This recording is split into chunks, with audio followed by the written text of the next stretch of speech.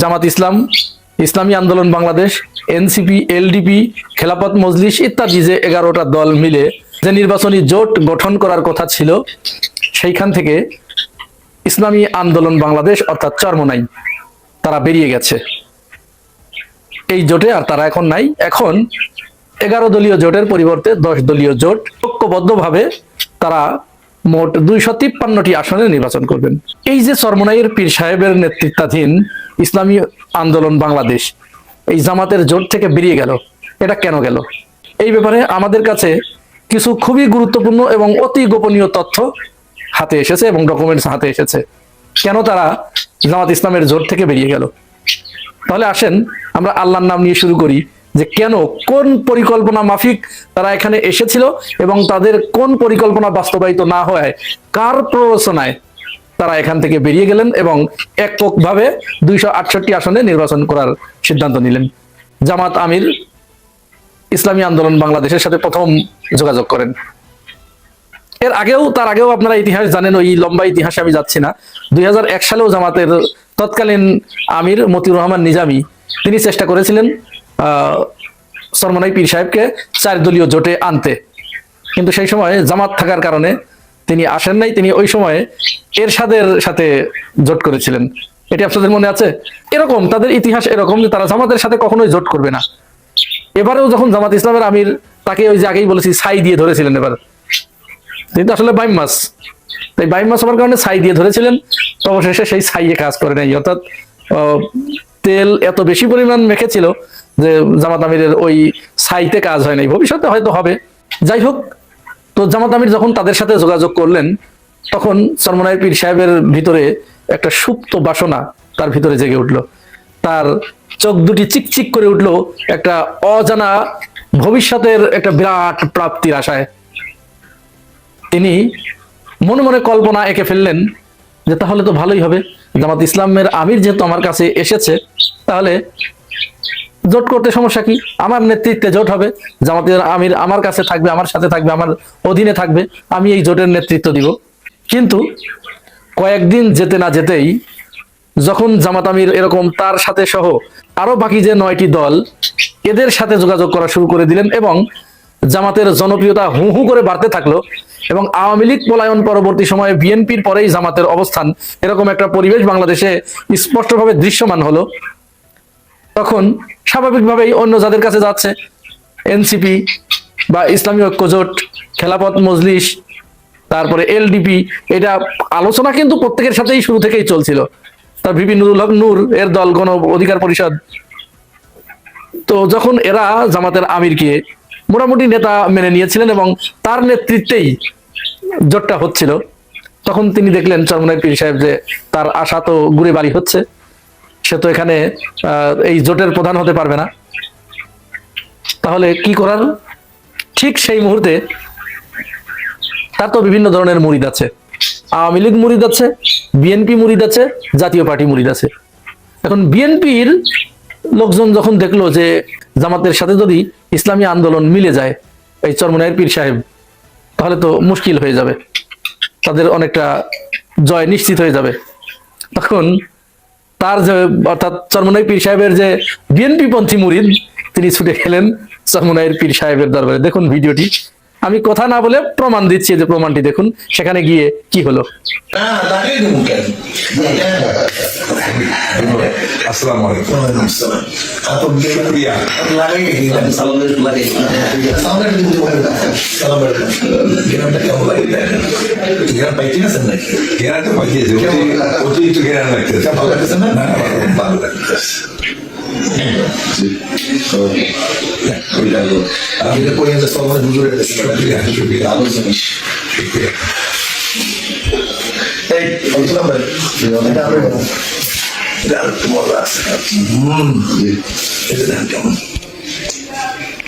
ঠিক আছে,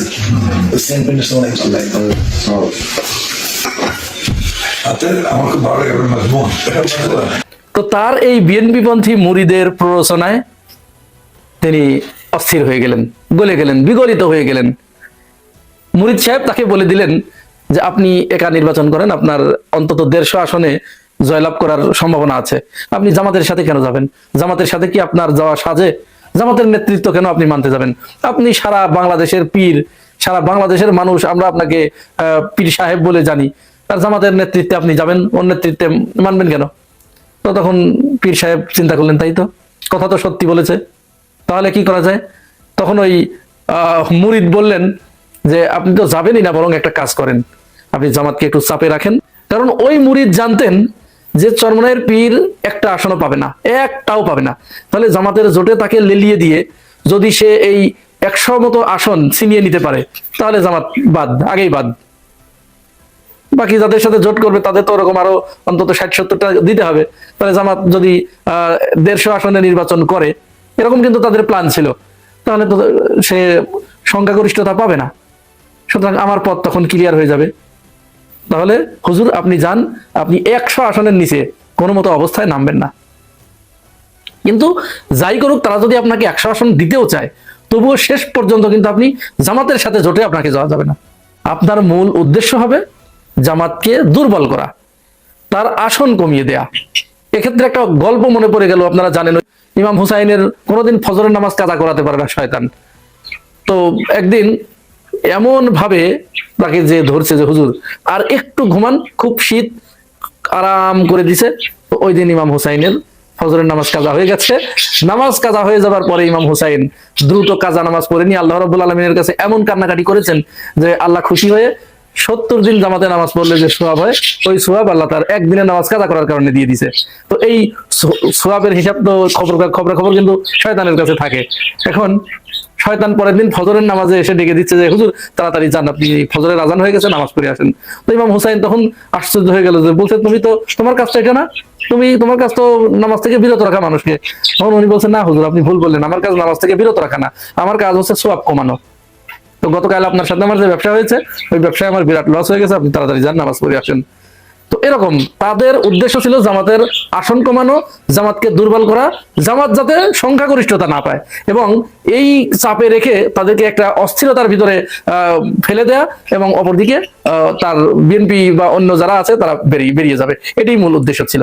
এরপরে জামাত যখন একের পর এক তার সবগুলো দাবি প্রায় মেনে নিচ্ছিল, তখন কি হলো, চিন্তা করলে তো মেনে নিল, তো এখন কি করা যায়? তখন দাবি করে বসলো জামাতের একেবারে নিশ্চিত আসন যেখানে, যেমন আমি উদাহরণ দেই, তারা চেয়েছে হামিদুর রহমান আজাদের আসনটা, জামাতের যিনি প্রচার বিভাগের দায়িত্বে আছেন, কক্সবাজার 2। এরপরে চেয়েছেন জামাতের বর্তমান সেক্রেটারি জেনারেল যিনি মিয়া গোলাম পরোয়ার, তার আসনটা চেয়েছে। এরপরে চেয়েছে ওই যে চট্টগ্রামের শাহজাহান চৌধুরীর আসন। আচ্ছা বলেন, তাহলে এটা কি জোট রাখার মতো, জোটে থাকার মতো চাহিদা? এটা না, এটি আর যাই হোক, জোটে থাকার মতো চাহিদা এটি হতেই পারে না। কারণ এটা কখনো কেউ চায়, কারো যদি বিন্দুমাত্র বিবেক থাকে, একটা দলের যে দল নেতৃত্ব দিচ্ছে সেই দলের সেক্রেটারি জেনারেল, তার নায়েবে আমির, তার মানে হেভিওয়েট প্রার্থীদের আসনগুলো চাচ্ছে, অর্থাৎ সেখানে তাদের দিতে হবে। তো জামাত স্বাভাবিকভাবেই এইটা মেনে নেয়নি। এরপরে তারা চেয়েছিল যে তারা মিনিমাম 70টা আসনে নির্বাচন করতে, মিনিমাম 70টা আসনে তারা এসে থেমেছিল। পরে জামাত তাকে 45টা আসন দিয়ে দিল এবং 25টি আসন উন্মুক্ত রাখলো, যে ঠিক আছে তাহলে 25টি আসনে সবার প্রার্থী থাকবে, আপনারা নির্বাচন করেন, এখানে একটু জনপ্রিয়তারও একটু পরীক্ষা হয়ে যাক। তাহলে 25টা আর 45 কোথায়, 70টা কিন্তু হয়ে গেল। এতে রাজি না, করবে না, আসলে তো সে জোট করবে না, জামাতের সাথে আসবে না। উদ্দেশ্য তো তার জোট করা না, উদ্দেশ্য হচ্ছে জামাতকে বিপদে ফেলানো। এর ভিতরে আর একটা কথা, জামাতের কাছে তারা প্রধানমন্ত্রিত্ব চেয়েছিল, আমাদেরকে প্রধানমন্ত্রী দিতে হবে, আর আগে তো যে জোটের নেতৃত্বে তো থাকতে চেয়েছিলই। এই সব প্রচেষ্টা যখন ব্যর্থ হয়ে গেল, তখন তারা আজকে সাংবাদিক সম্মেলন করে জানালেন যে তারা ওইখানে সাংবাদিক সম্মেলনে একজন নারী ছিল, নারী নেতৃত্ব কখনো ইসলামী আন্দোলন মানতে পারে না, নারীদেরকে তারা কখনোই গ্রহণ করবে না, সুতরাং ওইখানে আমরা, নারী যেখানে আছে সেখানে আমরা নাই।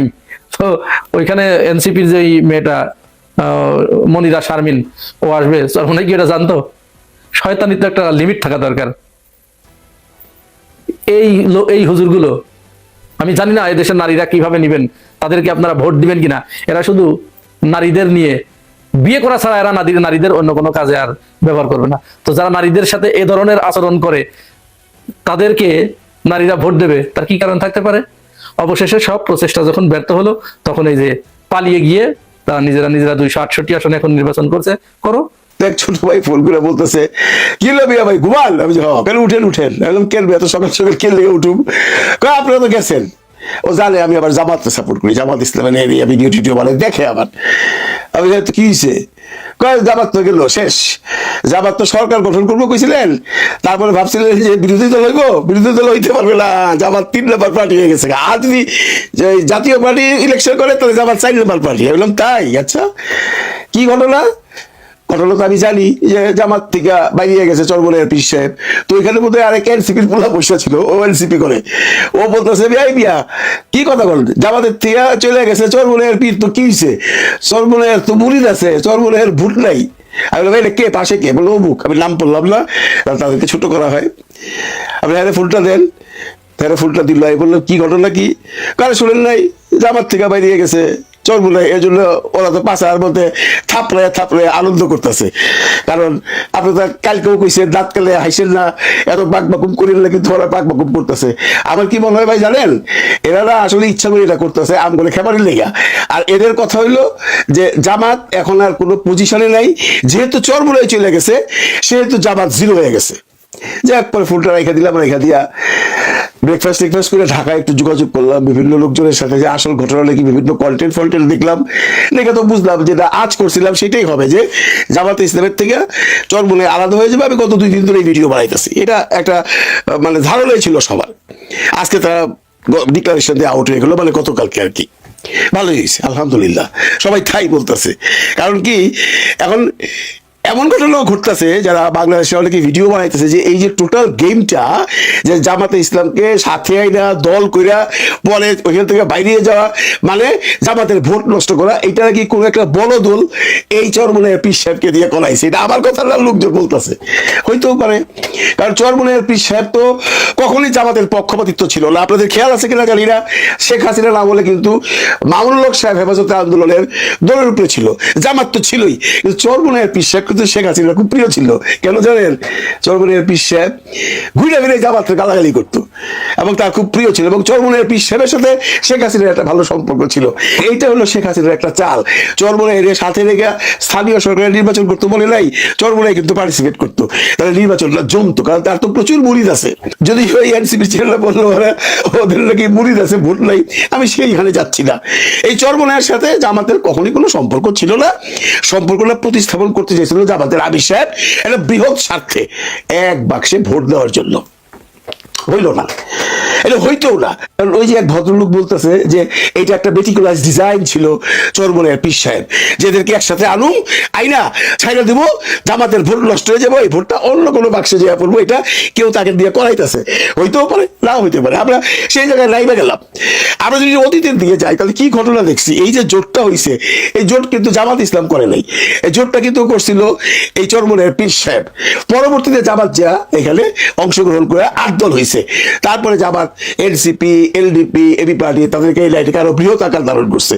এখন এই যে বিএনপির ছেলেরা যে আমাকে সকালে এটা তিরস্কার করলো, এর সাথে কিন্তু কথা এখন মিলে যে কারা চরমুনাইয়ের পীরকে দিয়ে এগুলো করাইছে, এটাও হইতে পারে। এনিওয়ে, আমাকে যদি কেউ বলো মুখের মাথায় বাড়ি দেওয়া, আমি কি বাড়ি দিব? আমি আমার নিজেরটা বুঝুম না যে মাথায় বাড়ি দেওয়ার পর আমার কি হবে, জেল হবে, ফাঁসি হবে, আমি কি এটা বুঝুম না? নিশ্চয়ই বুঝুম। এনিওয়ে, ওনারা বুঝে নাই, কিন্তু ওনারা আবার দোষ চাপাই দিচ্ছে পুরাটা জামাতের উপরে। কি কি বলছে আজকে মিটিংয়ে, মানে গতকালকার মিটিংয়ে? নাম্বার 1, আমরা যে 268টা সিট দিছি ভাই সরকার গঠন করার জন্য না, ইসলামের ইবাদত করবার জন্য। কথাটা মার্ক করছেন?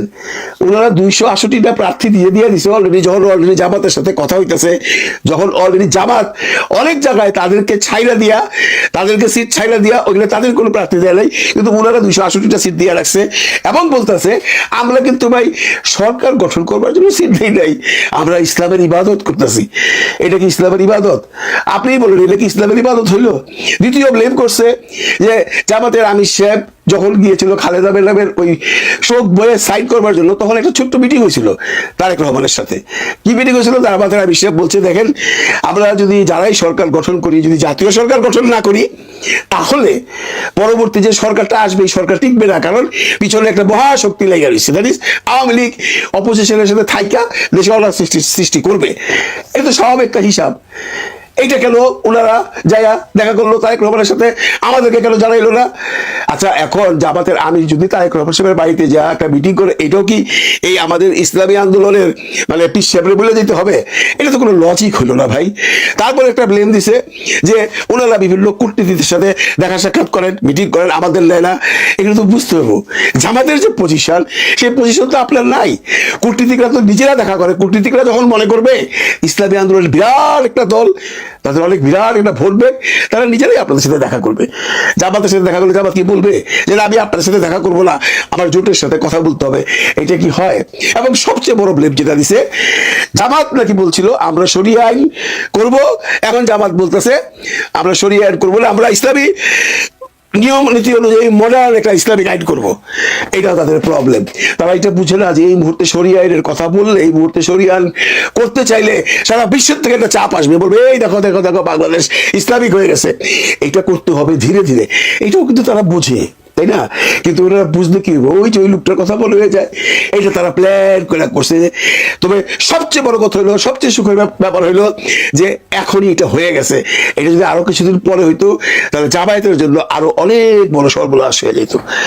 আমরা যেভাবেই বলি, অনেকেই মন খারাপ করতেছেন, অনেকে জামাত ইসলামের হইয়া চরমনের পিস সাহেবের গালিগালাজ করতেছেন। আমি আপনাদেরকে রিকোয়েস্ট করে বলতেছি, আমাদের আমির সাহেব বলে দিচ্ছেন, ডক্টর শফিকুর রহমান সাহেব বলে দিচ্ছেন যে আমরা কেউ কোনো উগ্রতা দেখাবো না, আমরা কাউকে গালিগালাজ করবো না। ওনারা ওনাদের কাজ করছে, জামাত জামাতের কাজ করবে।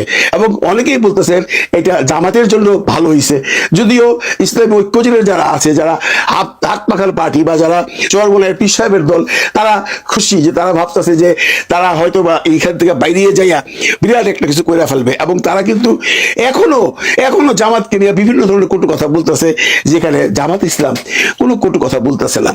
এটা নিয়ে আবার অনেকেই এমন এমন প্রপোজাল দিতেছে, যেমন একজন বলতেছে যে আচ্ছা ঠিক আছে যে আর 47টা সিট রাখা দেওয়া হয়েছে, যেটা এখন পর্যন্ত জামাত কাউকে দেয় নাই, চরমনাইয়ের জন্য রাখা হয়েছে, তাহলে কাজ করুক, চরমনাইকে 47টা সিট দিয়ে দিক।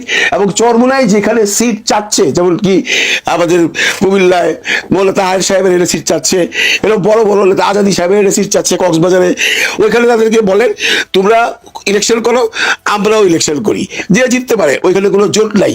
এই ধরনের ঘটনা কিন্তু আগেও হয়েছে, আপনাদের মনে আছে কিনা জানি না। কর্নেল অলি আহমেদ আর শাহজাহান চৌধুরী চিটাগাংয়ের দুইজনেই কিন্তু দুই দল থেকে কম্পিটিশন করছিল, যদিও তখন জামাতের সাথে বিএনপির একটা জোট ছিল, মনে আছে সেটা? এই ধরনের হইতে পারে। এই ধরনের প্রপোজাল কিছু সুদী মহল দিচ্ছে সম্পর্কটা প্রতিস্থাপন করবার জন্য। বুঝলেন না আমি কি কইছি? আমি বলতে চাচ্ছি যে 47টা সিট যে রাখছে, এটা আমার কথা না, কিছু লোকজন প্রপোজাল দিচ্ছেন এই 47টা সিট তাদেরকে দিয়ে দেওয়া হোক, এবং বাকি সিটে তারা কম্পিটিশন করুক, ওগুলো জামাতও করুক, তাও যেন জোটটা থাকে। এরা আসলে জোটটা চায়। এরা সবাই ভাবতেছে ইসলামী এই যে এত বড় জোটটা হইলো, এই জোটটা একটা বিরাট ধাক্কা দিছিল আসলে বাংলাদেশের এই জাতীয় নির্বাচনে। এর প্রমাণ তো যে দেখেন না, ঘুরতে বিএনপির লোক কিরকম লাফাইতেছে, আমার ফোন করে ঘুর থেকে ওঠেন, জামাতের তো কোনো অবস্থানই নাই, জামাত তো 3 নম্বর পার্টি হইতে পারবে না। আসলে কি তাই? আসলে কি চরমনের পিস সাহেব বাংলাদেশের দ্বিতীয় বৃহত্তম দল? এটা তো আমরা বলবো না, এটা সবাই বলবে, এটা ইলেকশনের দিন বলবে।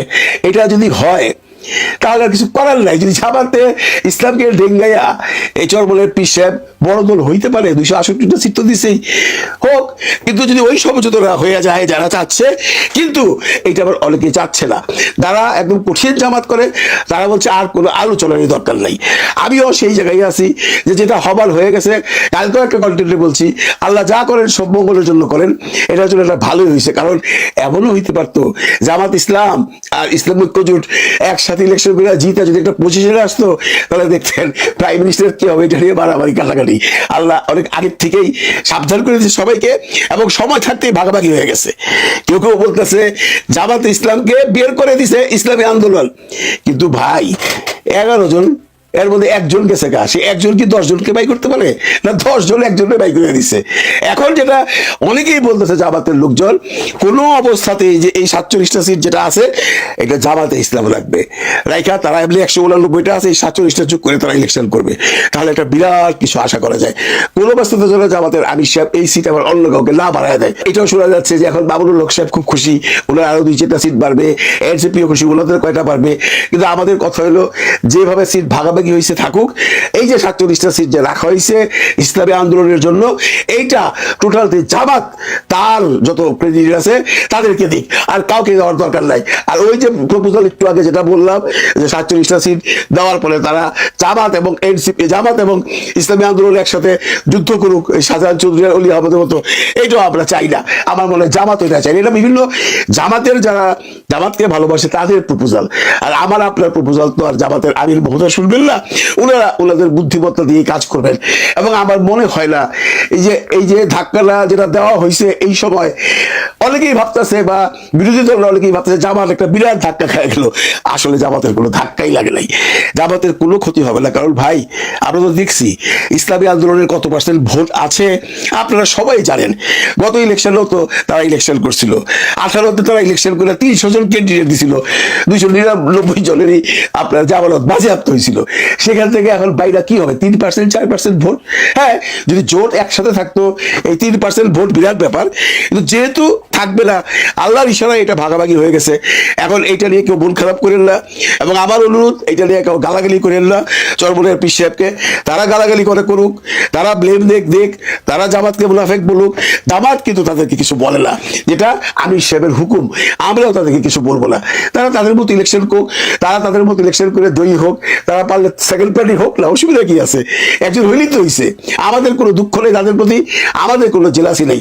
তারা যতই গালাগালি করুক জামাতকে, এখনো জামাতকে গালাগালি করতেছে, তাদের এই গালাগালি কিন্তু আজকে নতুন না, বহুদিন যাবত চলে আসতেছে। কখনো শুনছেন জামাতের আমির সাহেব কখনো চরমনের পীর সাহেব সম্বন্ধে কোনো একটা কটূক্তি করছে? করে নাই। এটাই জামাতের নিয়ম, এটাই জামাতের রাজনৈতিক লক্ষ্য, এটাই জামাতের রাজনৈতিক আদর্শ। এর জন্য আমরা সবাই চুপচাপ থাকবো, তারা যেটা ডিসিশন নেয় সেটাকে আমরা শিরোধার্য মনে করব, এবং আমরা আমাদের যা যা করবার, আমাদের ভোটটা জামাতের বাক্সে যাবে, এই জন্য আমরা প্রচারণা চালাবো, মানুষকে বোঝাবো, এবং যারা আছেন জামায়াতের কর্মী তাদের পরিশ্রম আরো বাড়ায় দিতে হবে, এটা সবসময় খেয়াল রাখবেন।